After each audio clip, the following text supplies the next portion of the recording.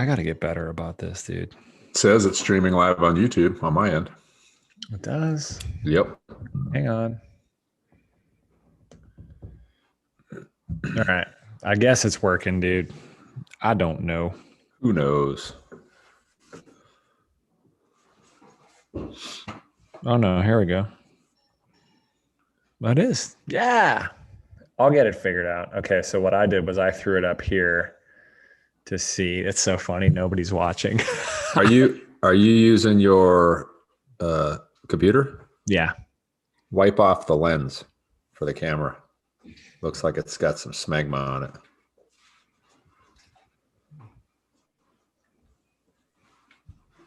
it. Maybe it's just a low res situation. It looks better. Like it looks good on my end. Okay. I look good. You look old. Happens. Our man, Jeff Jackson's telling us it's working. Volume's good, dude. You can hear it all. Check. 1 2 1 2. Remember last Jeff time? Jackson. Hello. Yeah. Remember last time when we tried to do it through Zoom and it wasn't working and we had to switch? Yeah. So I went back and I was trying to figure out how to do that. And it's difficult. So what's up, Tyler? What's up, John? We got some people rolling in. We're up to 7 now. We're rocking it. Whoa. I will get better. Diesel Derek says loud and clear. I'll get better at figuring out how to do this. There's a way that you can set it up. And I think once I do it, we'll be golden, but we'll have to do a test here at some point soon. Yeah. So I'm not even going to open up YouTube on, so I won't be distracted. Yeah. Don't at your service. Yeah. No, you can moderate. Yeah. I don't think there's any reason to at this point. And I just figured we had some good ones when I was there that I wanted to keep the train rolling and keep doing these things. And we can kind of figure out how it's going to work in regards to, are we going to do specific topics or Q&As? So I'm still getting great feedback from the suspension discussions. So yeah, Roland Dirty Overland. Yeah. He was just here. Oh yeah. Yeah, he reached out to me today. I didn't realize it was him because he reached out under his name, Jim. And so he came over and we were just out in the garage talking and he was talking about that. I said, actually, I got to go because I got to go live right now. That's funny. Yeah, we're getting a lot of good feedback on it. So I want to be able to do more. And I think we'll figure out, again, a better format to do it. And I like having a topic like we talked about. We have a topic, talk about it for like 30 minutes and then take some general questions. And so what I liked was I threw it out on the gram and asked some people. So we got some decent questions. So I think we'll jump into those. There's a couple here. Rusty MTB, are the trails down there dry? Also, what are some smaller, lesser known trails? People were out today and said some stuff is dry. I hope it's dry because I got a week full of coaching sessions that we're going to do. So yeah, I think most of it's dry, but lesser known trails. I don't know. There's a ton. Like for me, they all kind of run together. And I think just go ride them. Don't worry about what trails are what. Just go ride. Like go through Slaughter Pen, ride them all that stuff, and you'll dig it. Derek, there's a ton of places to stay downtown. The amount of Airbnbs downtown are incredible. But I would just say get on there and get one now because they're gonna go really quickly. So hey, you remember that trail that we went out and videoed that weekend? We were up there when I got hurt, and I don't know if it was back 40 or where it was by Blowing the pump Springs. track, Blowing Springs. Yeah, that trail was fun. It was like an XC trail, had some rock stuff in it. So funny. Listen to this guy.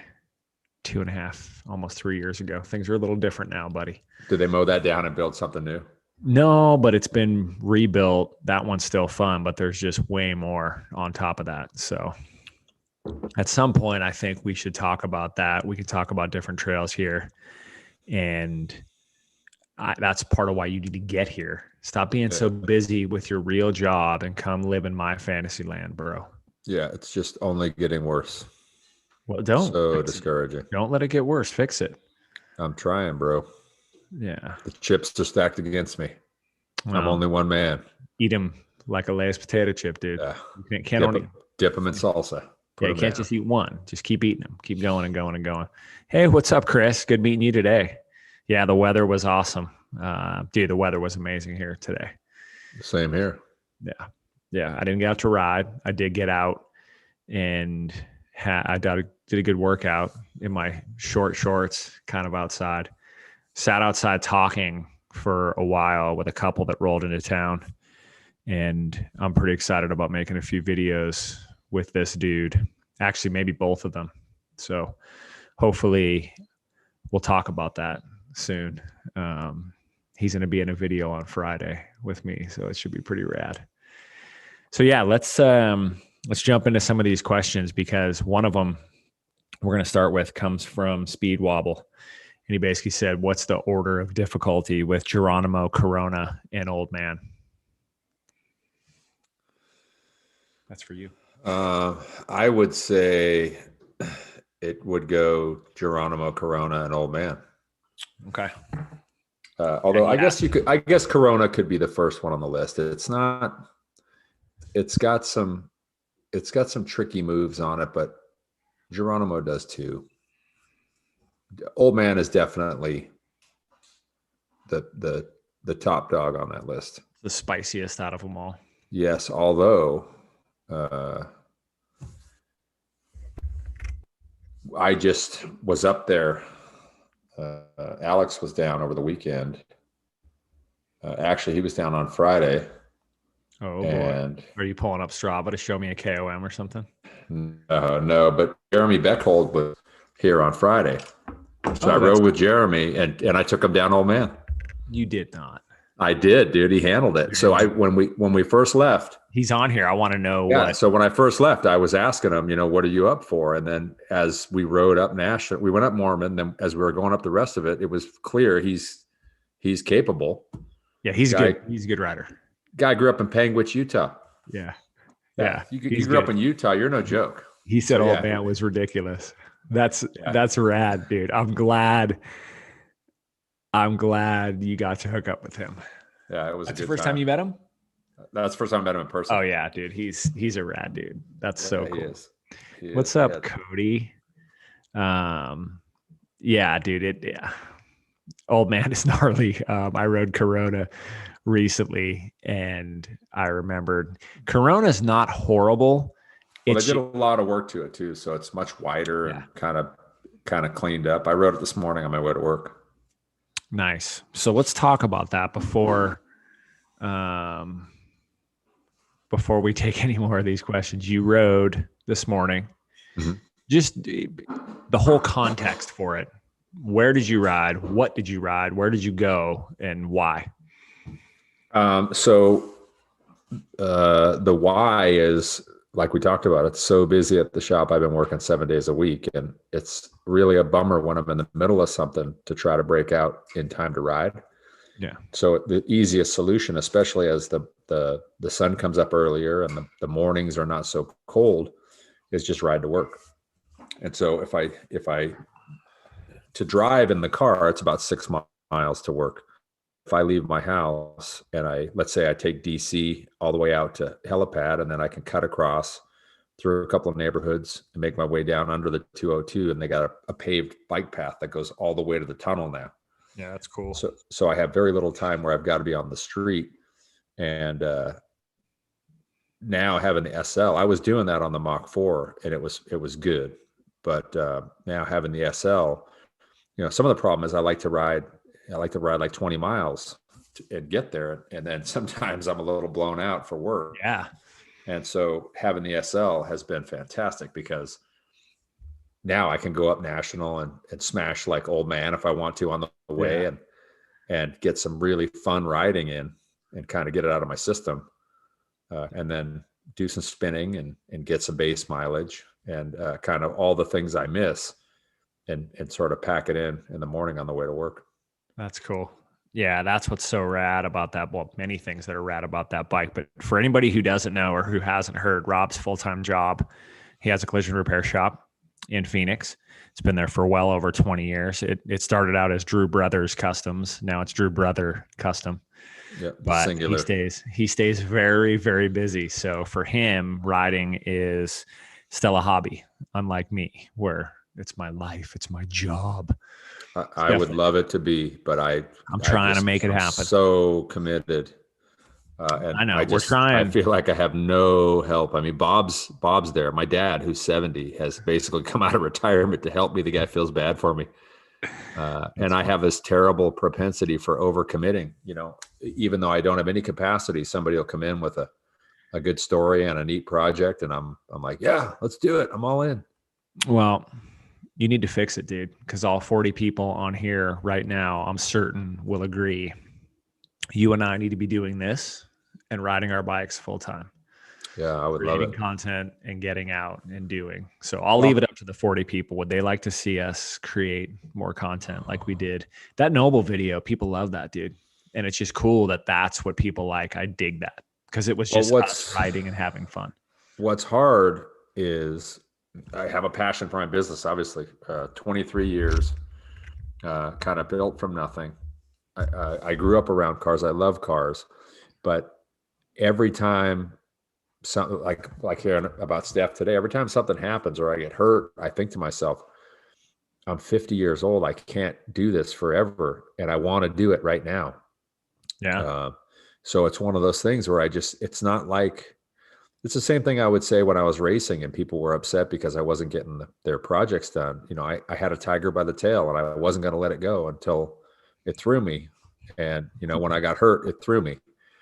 And so I wound up back at the shop pretty much every day and committing to things. And now I'm just in so deep, I don't know how to get out. And it's unfortunate because, I blink my eyes and a year goes by and that's a year of valuable time that I don't want to lose. So, well, I'm doing my best to spring him, everybody. It looks like 2022 is going to be the earliest, but we'll sneak him in as much as possible this year. And my hope is that I can line some more things out for us next year that we can go and make a run at doing this. So, stay tuned for that. Keep the support up because that helps make it happen. Yeah, well, I'm working on. I'm in between things. I'm working on riding the bikes that I have and trying to make notes for the reviews. And I want to share information with everybody on the bikes that I have and what I've ridden. So I'm excited about that. And I think that there's going to be opportunity to squeeze in some stuff. I don't know if you saw today. Ryan posted something with the Skydio. No. It was a good drone deal from the West Side, and it just reminded me that I gotta get out with that thing and get some good shots. I got a lot of opportunity. It's funny. Gotta sneak it in. Again, hopefully 44 people on here will back me up and send Rob messages. I've tried to tell him over and over again, just make something.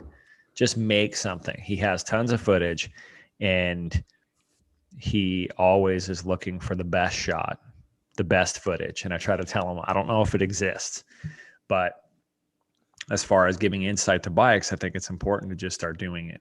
Yeah. And I think people will appreciate the info, the content more than they would appreciate high production value. I think if you asked everybody and they said, or you asked them, can you have high production value or decent and really good content, really good information? I'd say the majority would go really good information. Let me ask you this, dude. What if you could do it, what would it be? Like, I'm sure it's probably not exactly what I'm doing, or it may be very similar, but in this scope, like in this space, what would be the perfect scenario for you? And I can give some more context if you want it. Well, the thing that's different, and this is the thing that I struggle with, is for me, I'm enjoying the experience. And so I don't take the time to stop and capture it so that I can share it. I'm very selfish in that regard. I Yeah. think after the fact about, oh, gee, somebody might have enjoyed that, what I just did, Yeah. but I'm too busy living it. And my feeling is like what I'd ultimately like to be doing is traveling to all the places that I haven't gotten to go and see the things that I haven't gotten to see on the bike. I think of just the places I've been, Yeah. and I would love to go back to those places, but I know there's so many more, Yeah. and that's what I want to do. And the great thing is, when you're thinking about the whole world, there is no bad season. I mean, all year long, it's any time Yeah. of the year, it's great sun in the world, and I want to be there. No, think bigger, Rob. Think bigger. Yeah, that's the holy grail. That's the dream. Well, it's kind of exciting today. I was going over summer and what that looks like. And we have a couple initiatives planned as far as content. And one of them I'm calling the East Coast Adventure. And so the East Coast Adventure is going to be Tennessee. So we're going to go hit the Windrock Bike Park, and we're going to hit Ride Canuga. So I'm getting that all dialed in, and it looks like we're going to do that the last weekend of May, because I was trying to figure out when is the best time to go. And that's when up on my radar pops Team Trail Party Race at Windrock. Good So times. I thought, what better? Yeah. So if you guys out there haven't heard of Team Trail Party, really cool group of dudes out of Austin, and they put on some super fun races. Like, they do it how it should be. It's centered around fun. If you want to be competitive, heck, go for it. But well, yeah, you can be competitive, but you get multiple runs. So you go out and you session the trails, and then you take your best time and you put it all together. So it's fun, because if you blow a turn or something like that, it's not the end of the world. You can go back up and lay another one down. Yeah, which is cool. Yeah, Joey Trimble says Windrock's so gnarly. I've heard that. And what we're going to do is we're going to roll out there on the Delano Peaks, and we're going to long shock them and big fork them and go for it. What the fork is going on? Fork and see what we can do. So I'm excited, because that'll be a fun one, dude. I was actually looking at places where we're going to stay, and I found this super gnarly mid-century modern home, and it was cool. It was a lot of money, so we're not going to stay there. We're going to stay somewhere far less. Thanks for telling me about the place we're not going to stay. It's really great. We're not going to stay there. We're going to stay there somewhere far less inexpensive. So I'm fired up about that, because you'll fly in, and then Andy will fly in and rock the coverage on it. So that's going to be a fun one. And then we're going to go west. So we'll do some stuff in Salt Lake City, Park City, and see how far out we can get there. So add in a trip to Bentonville, and we'll see if we can sneak out somewhere else. So we'll get you little hits of that this year to get people ready, and then go from there. So Benjamin says, how about a Drew Bros Ride Series Angel Fire weekend clinic, maybe in August? I won't rule it out. It's possible. The majority of August is going to be spent in Colorado.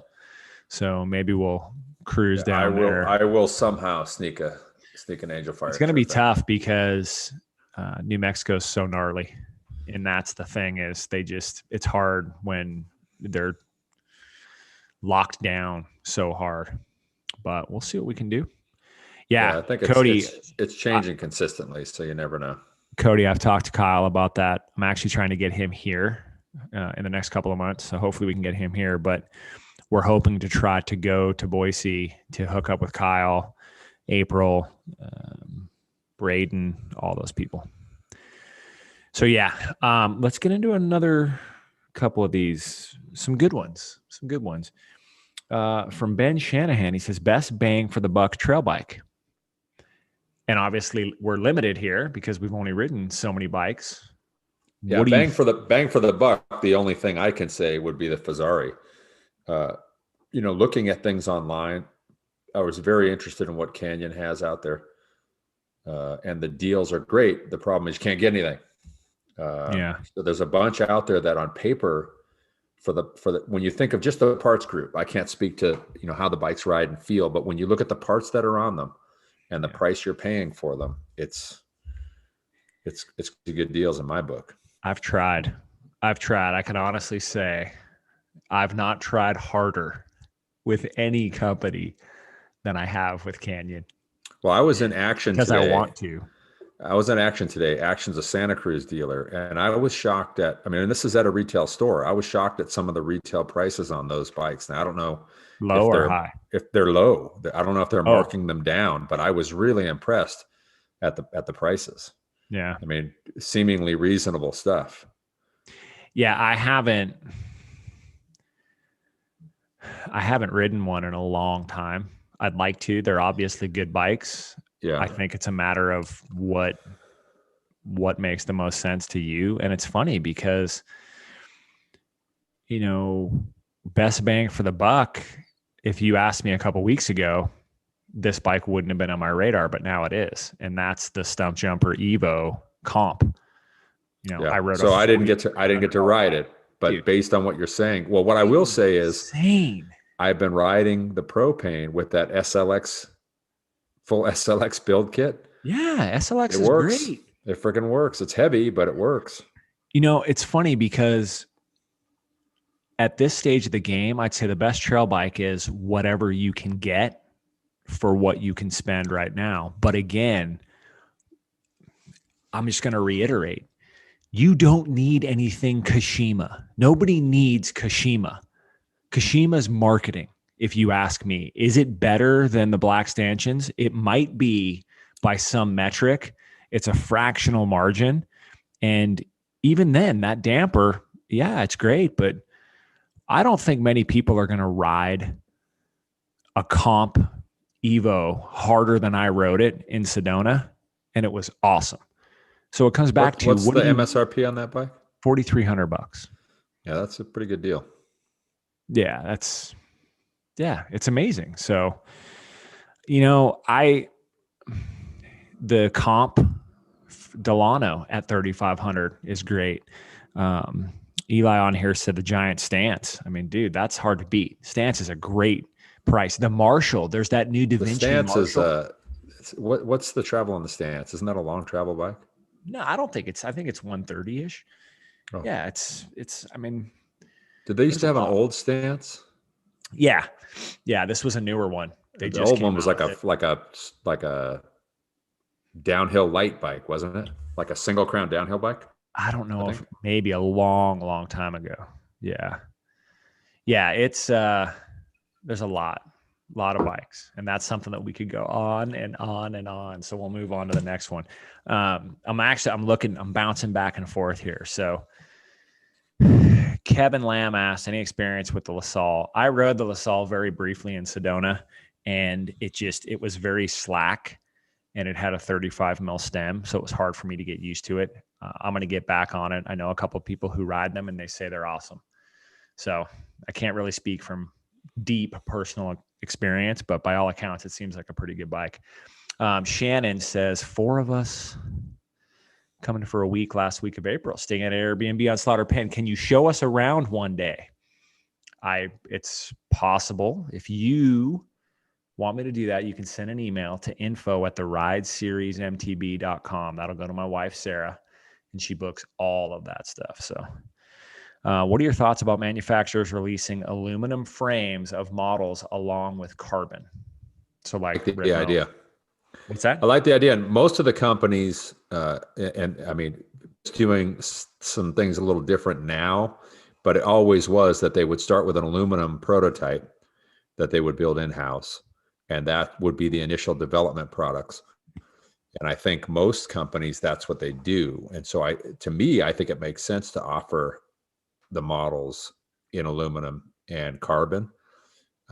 I've never minded riding aluminum bikes. The WFO that I rode for a while back in 2015 was a really great bike. This propane is a really good bike, and it's aluminum. And clearly the difference in the price is significant. Yeah. Now, is the weight that significant to you? Well, on that bike, it's 2 pounds. So, I mean, to me, it's not the end of the world. The kind of riding that I'm on it.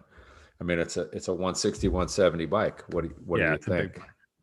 Yeah. And to ride it in a place like South Mountain where it's just, there's so much rugged, you can't even lean the bike over without worrying about breaking it when it's carbon. So yeah, to have one that you could take a tumble with and the biggest thing is scratching the paint. I think that's a pretty good deal. It's funny. Andrew asked if there's any downside to the aluminum versions. I don't think so. I haven't ridden many aluminum bikes, but I'd have no issue riding them. People talk about differences in compliance, stiffness, like that. I'm sure there are some, but will most people feel there's those? A performance difference, but if you get used to one or the other, I think you're fine. Like as long as you're not bouncing back and forth, if you have one bike and it's aluminum, I don't think you're going to have a problem with it at all. Yeah, I agree. Konas. Have you ridden any Konas? I am familiar with some Konas. Yeah. Yeah, they're making a good bike. They're making a process. Bike. Yeah, the 153 and what's the other one? The 130, process 134 maybe. I think so. Yeah. I've heard great things about Konas. I just haven't had much chance to ride them. I would like to because they look rad. I've seen the brand new ones look super cool. Yeah, the brand new ones look great. We've had a couple friends that have ridden them in the past and had great things to say about them. Yeah, I don't know anybody who's a Kona dealer anymore down here, so I don't know where I would reach out to try to get my hands on one.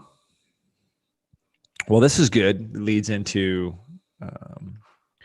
Andre Alejandro asks, what travel is best for most riders? So across the board, if you had to throw out, here's a pretty good travel, what would you say?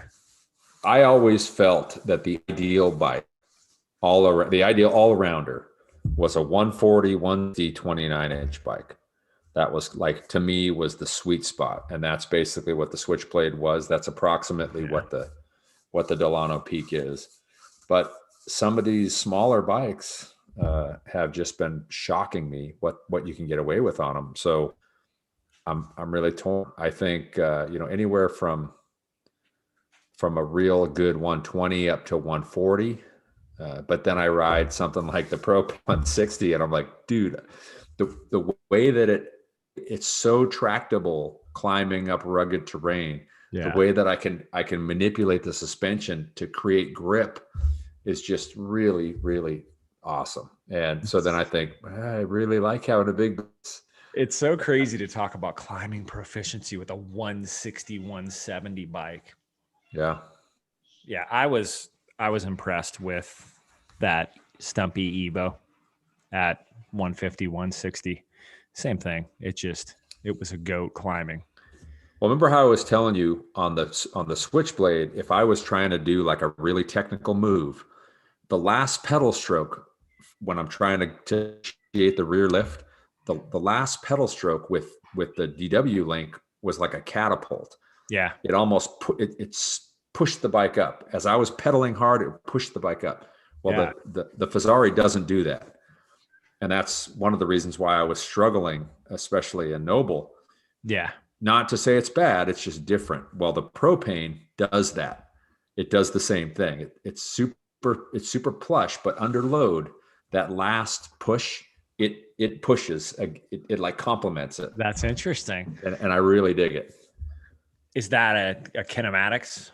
I believe it's a kinematics thing. It has something to do with the way their linkage works. And it's funny because when I first rode it with the wrong coil spring, so this kind of goes back to spring rate, I had a 500-pound spring on it and it wasn't enough spring. And I was trying to, add preload and do things to create a platform that didn't exist with that setup.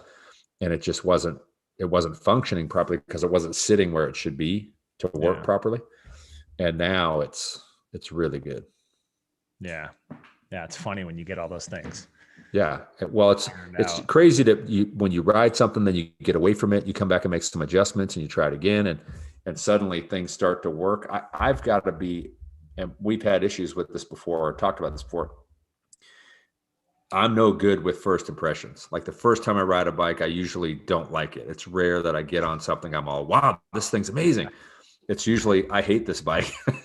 And then I make a list of what's the thing that most annoys me or that I'm most unhappy with, and I make an adjustment and so on and so forth. And usually by about 3 rides in, I've sorted things out, and then I can make a fair assessment about, am I going to be friends with this bike or not? That's so key, dude. That right there is why I want you to create more content about different bikes. Is I appreciate you looking inward first And any new bike you've gotten on, I appreciate you going, I have to figure it out. Like I have to figure something out. It's not the bike's bad. I have to figure it out. Now there've been, I think, a couple instances where you did your due diligence and just didn't make friends with it. I know that's rare. I'm trying to think of what. Yeah. I'm curious what bike that would have been. I thought there was one that you just weren't meshing with, but. Well, the bike that was the most significant for me was the Firebird 29 when I first got it. And I remember telling you, this is like working at a job I want to quit. Yeah. Talk about that for a second. And for anybody who wants to look back a long time ago, I made a video about this. I followed Rob.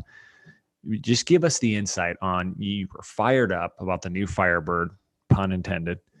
And you got it and you wrote it and your first report back was less. Yeah. So the first thing I will say is I was not involved in the development of that bike at all. And when the bike was about ready to launch, there were some issues at Pivot with somebody who could help them produce the launch videos and stuff. And so I had just come off of being hurt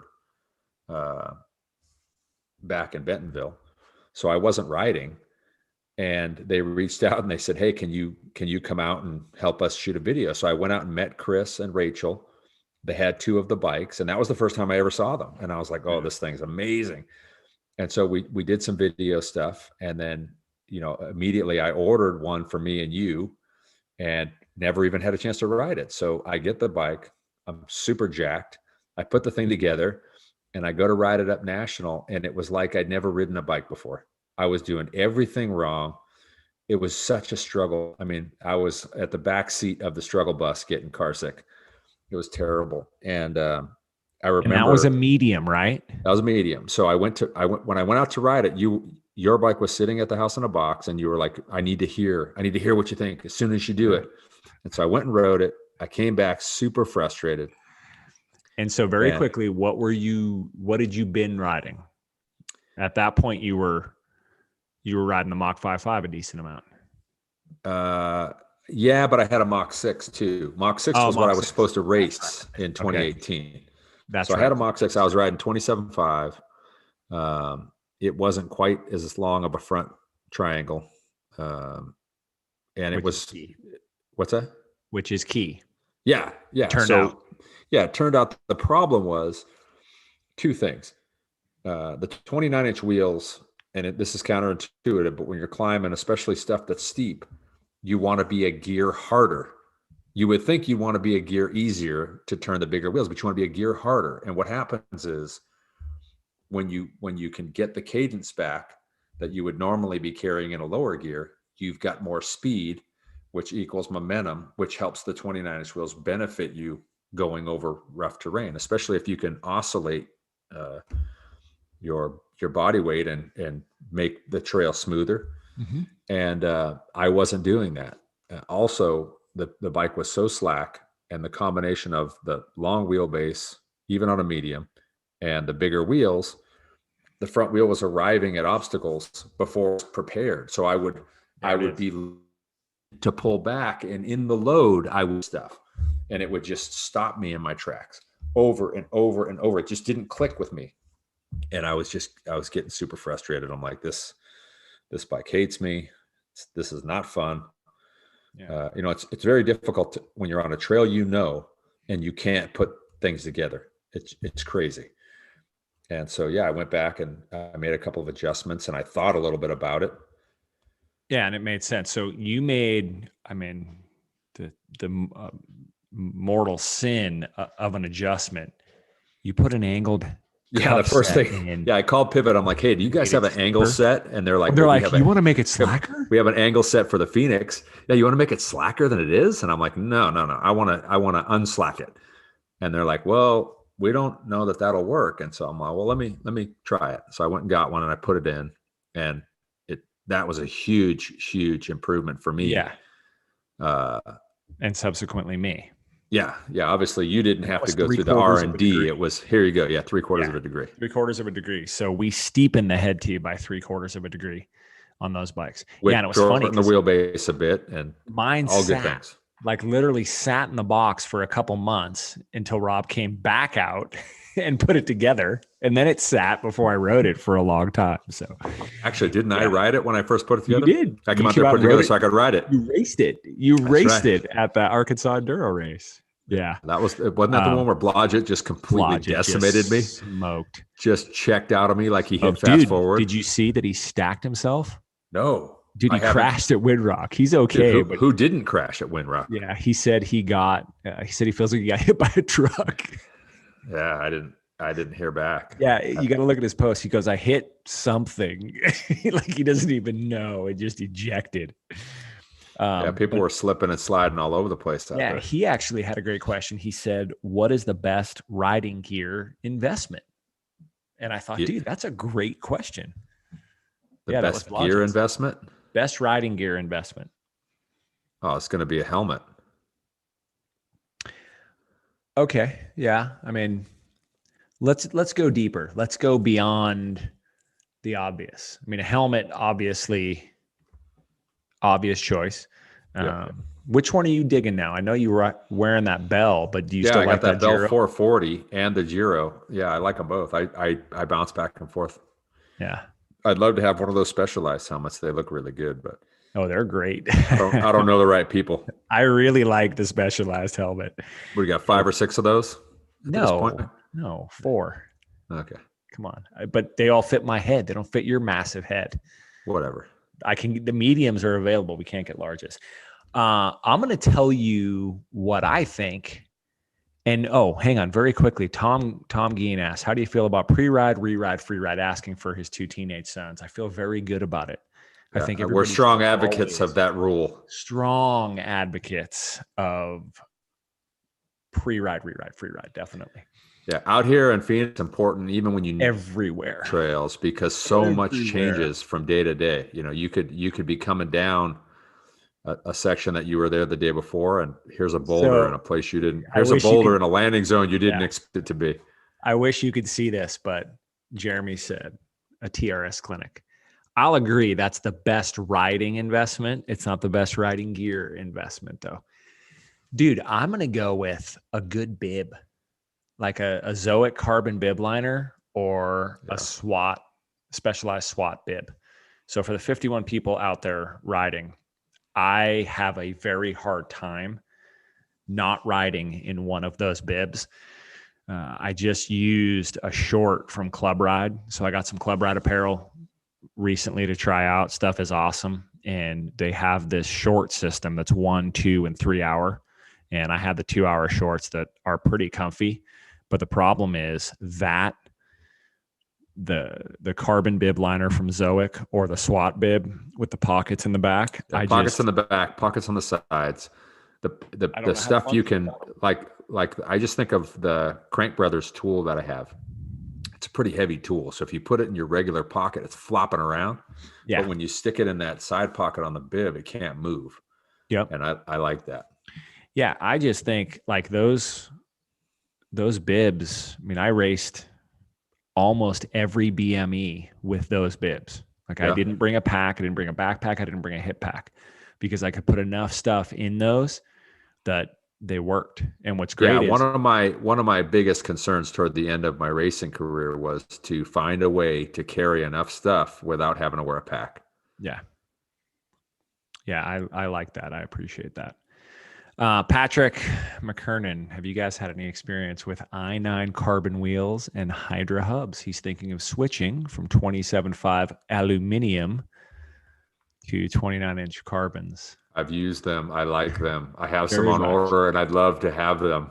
Yeah, I don't know when I'll see them. we both have a few sets that we're waiting on. They're so good that they're so popular that everybody wants them. So I have a decent amount of experience, not so much with carbon. I am just not a huge carbon wheel guy. I know Rob is. I don't care, honestly. I don't. Think about what happened to the wheel on your bike. That wouldn't happen with carbon. I mean, granted, if it's bad enough, you're going to break it. I would have broken it. I don't know that you would have. Hang on. Time out. I always forget. Shane Richardson, here's some coffee money. I keep hey now. Super chat. It's so awesome. Super chat. I'll tell you what, if all 58 people threw down a super chat, could we convince you to leave the shop and do this full time? Whatever it takes. Come on, super chatters. We're going to get Rob.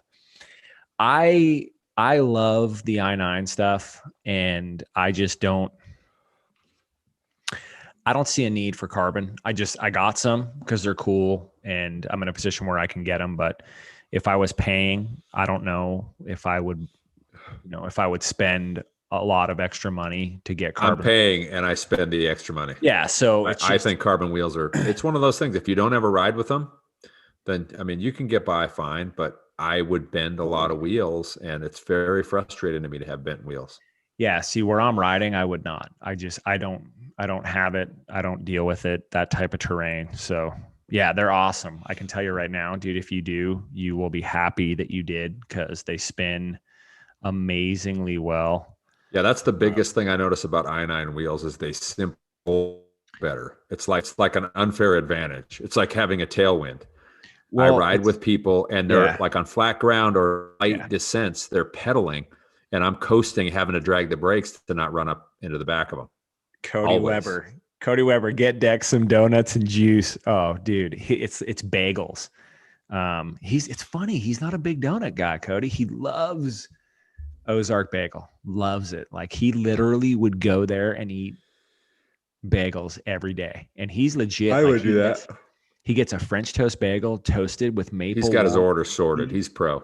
And he puts bacon on it. And he came up with that all by himself. And he ordered it. Oh, no?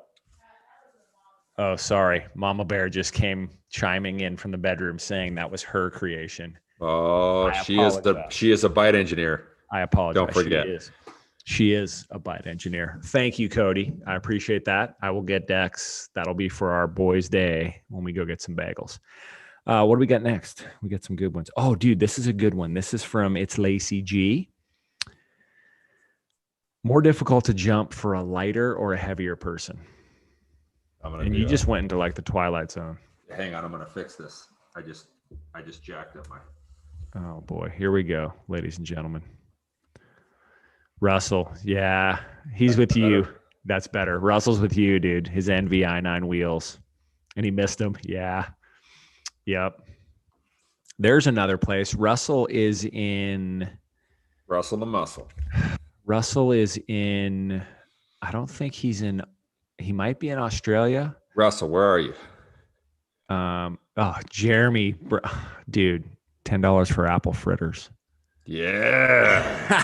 Hey now. Now you're talking my language. Yeah, Russell is in. I'm thinking Australia. He's somewhere out in that part of the country, or in the world. Of the world. Yeah, sorry, dude. It's United bigger. States of Australia. It's bigger. It's bigger than I expected. So the I-9 305s versus carbon wheels. You know, I've had the 305s. I dig the 305s. I like New Zealand. That's where he's at, New Zealand. Sorry. Like, you can't compare those two, right? Isn't that bad? That's rad. People get very upset. They get very offended. Very offended. Yeah. Sorry.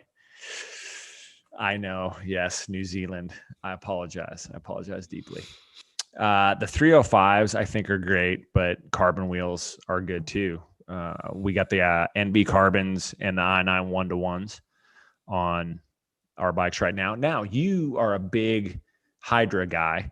Yes. What do you think of the 1-to-1s that we have on the Delano Peaks? They're better than a lot of base wheels, but they're significantly lower engagement than the Hydras.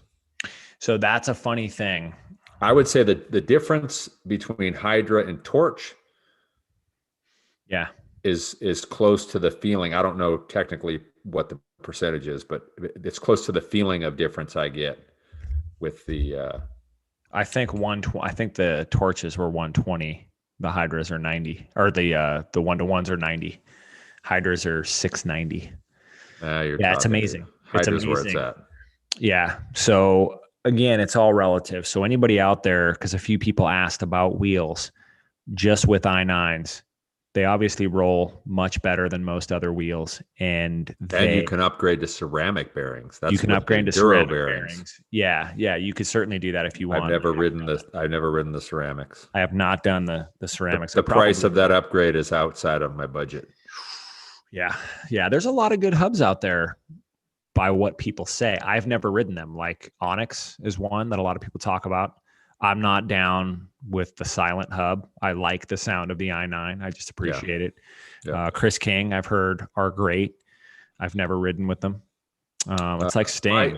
He makes great music. Yeah. I appreciate it. I don't listen to it, but I appreciate that he's making it. I remember when Zach got Chris King hubs, and the rear, there's like some kind of a break-in process, and you got to do some kind of adjustment, and his weren't adjusted right, and so it was just like freewheeling forward. and I remember when he took it to a guy who was adjusting it in the pits, and I'm looking at the thing and I'm like, this looks like an automatic transmission. What is going on inside this thing? This is nonsense. So dude, I didn't feel that it was superior to the i9 by any means. Cole 45 says my dentist runs ceramic bearings. I bet. Dentist and lawyer approved. Dentist, yeah, that's so funny. All right, so let's answer this one. Is it harder for a lighter rider or a heavier rider to jump? That comes from It's Lacey G. I would say it's harder for a heavier rider. Why? Because you have to manage that weight. Your weight is very significant when you're jumping, and if you put it in the wrong place, it can be a tremendous nemesis. Yeah, I agree. And every piece involved has got to contend with that weight. Yeah. And it's crazy because it's something that, oh man. There's things you can adjust for. You can tune the suspension. You can do a lot of different things to accommodate the weight, but the tires are the tires. The grip is the grip, and you can't change that. There are some unchangeables, and so being lighter is beneficial. Yeah, to an extent, definitely. But again, I think that the pendulum can move pretty far, and if you're very light, you have to be much more dynamic. Yeah, no, there's plenty of places where being heavy can work to your benefit, but I don't know that jumping is one of those places. Yeah, I don't think it is, because mass is mass, and man, yeah, you're getting rough. Cody said, considering Airbnb for Bentonville Bike Fest, pull the trigger or too busy? I would say pull the trigger, dude, but I'd be surprised if you could find one. Like, I think that it's going to be crazy for the Bike Fest. I think you're going to see a lot of people here, but it's definitely one I would come for, just because I'm kind of behind the scenes on some of the stuff going down, and it's going to be a hell of a week, a hell of an event. And Kenny Belay doesn't do anything half-arsed, so it's going to be rad, guaranteed. Yeah, Kenny does the Bentonville Bike Fest. He's just a rad dude. I mean, the guys talk about a perfectionist, and he's covering a lot of bases with that. So I think it's going to be fun. I'm excited. I think we're going to do some cool things. There was another one. When is the next Phoenix TRS class? It's going to be later this year when the weather cools back down. It already got too hot, and so I had to bounce back here, and we're going to be here in Texas for a bit. Then we're going to head up and we're going to do a big loop. As it stands right now, we're going to go like Ann Arbor, Michigan, Marquette, Michigan, down into Wisconsin, maybe like La Crosse or Duluth, Minnesota area. And then we're going to go into Salt Lake City, Park City, and then some Colorado events. So maybe Colorado Springs and Denver. So right now the wheels are turning in Rob's head like, oh, dude, I'm going to ride all these cool places. What's the word on your RV hookup? You're going to fly in and out. Well, it's coming. I'm working on that, slow but sure. Yeah, if anybody of these 64 people knows anybody at Cruise America, man, I sent an email to somebody in marketing, and I haven't heard back. So how dare they not get back to you? Don't they know who they're dealing with? Yeah. I may just have to buy it, like just deal with it. So probably going to sell my transit van and buy a motorhome to make this happen. So Jeff, great question, dude. What gloves do you like for warm weather enduro riding? There's a couple for me, and it's warm in Phoenix is different than warm here, because warm here in Bentonville comes with major humidity, and it's just hard to find a glove that can go anywhere over 90 minutes. I like the Ether print glove from Zoic. I like those a lot. I like the way they fit. They are longer and they're very absorbent and they last very long. I also have some gloves from Specialized that I dig that are pretty good. Rob, the best gloves are Trail Monos. Sorry.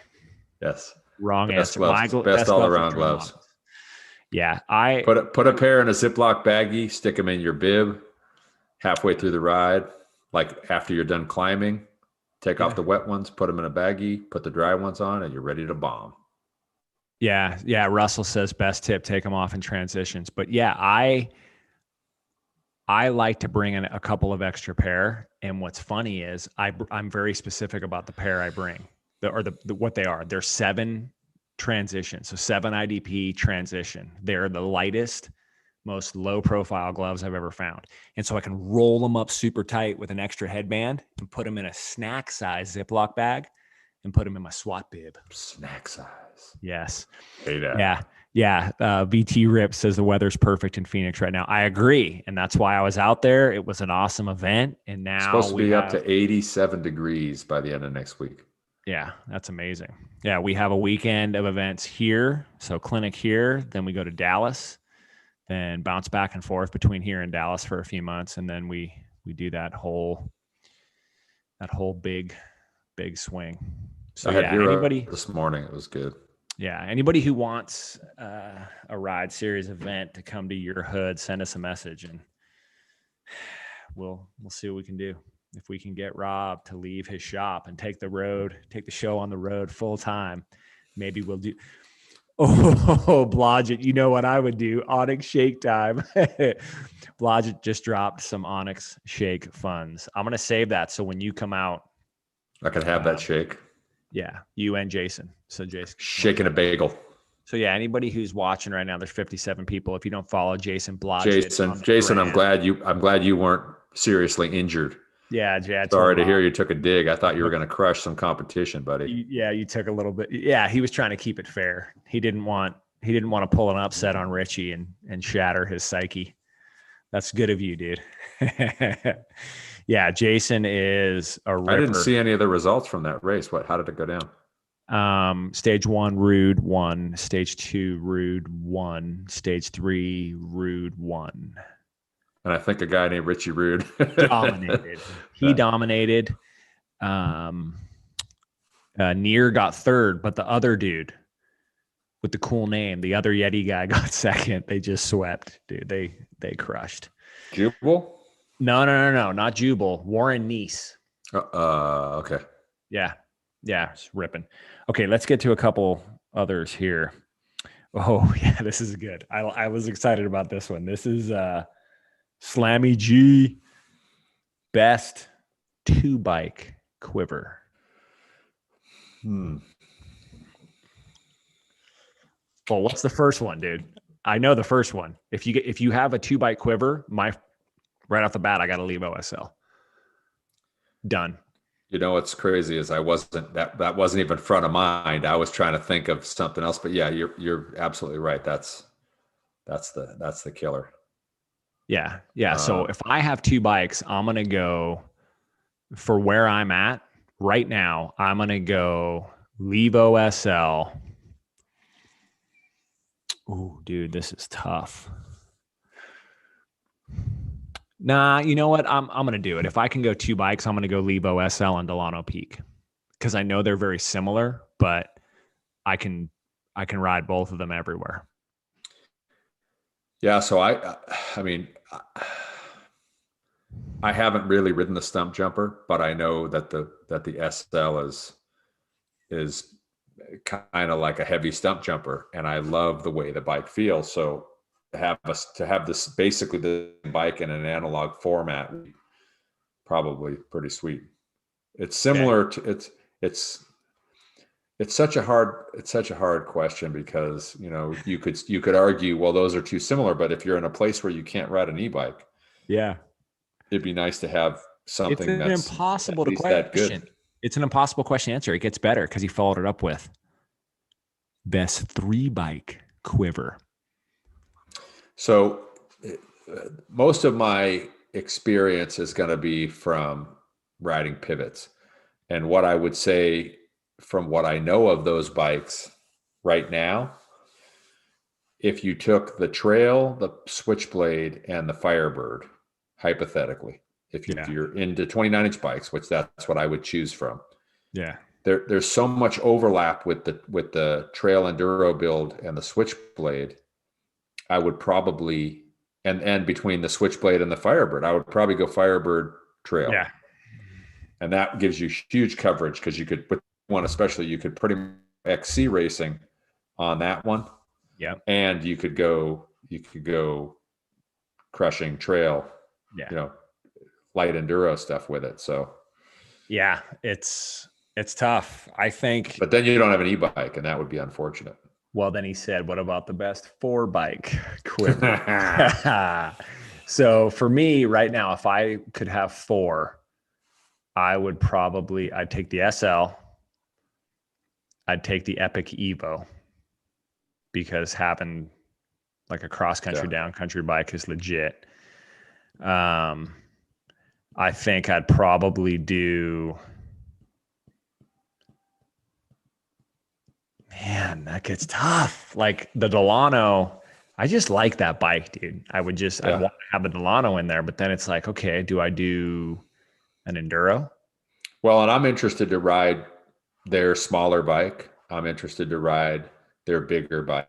I'm interested to ride their e-bike because I don't have any experience to speak to those to say, they're good or they're bad. I suspect that they're good, but until I ride them, I really can't say. And what shocks me is that nobody else is even in the arena competing with the SL.